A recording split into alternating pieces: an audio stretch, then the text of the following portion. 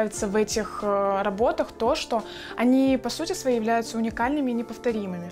Потому что если даже ты захочешь повторить тот же узор, ту же форму, ты уже не сможешь. Допустим, изгибы, как на этажерках, либо узор какой-то, где краситель в следующий раз может лечь намного глубже и получится другой рисунок. То есть, как приобретая такое изделие, ты получаешь что-то особенное только для себя, понимая, что ни у кого другого ты уже такого не найдешь.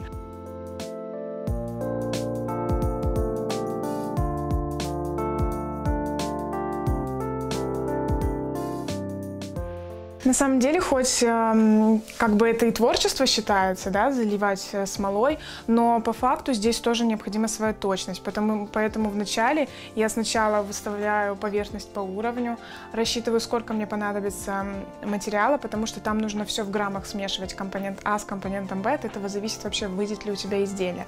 Потом уже начинаю переходить к тому, как я смешиваю цвета.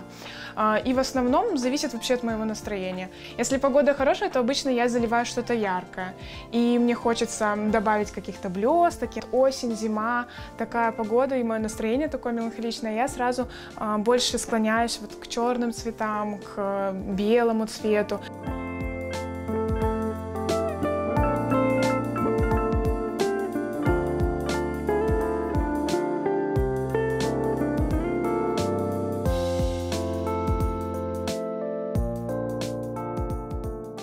Самое интересное еще в смоле – это то, что лицевая сторона находится снизу. То есть, когда ты сверху заливаешь, ты не видишь, что будет.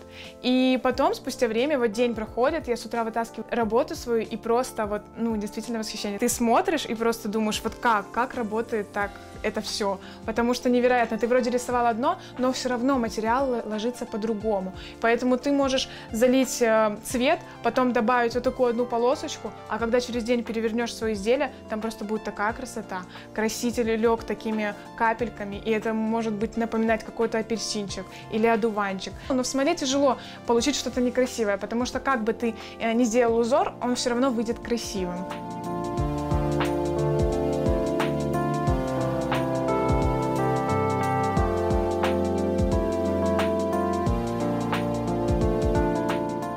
Поддержка близких – это для меня лично это самое главное, потому что когда я вижу их глаза, которые смотрят на мои работы, и с таким восхищением, типа, вау, так круто, это действительно просто эпоксидная смола, ну, это такая мотивация, у тебя становится желание все больше и больше делать это качественно, делать это больше, чтобы удивлять окружающих.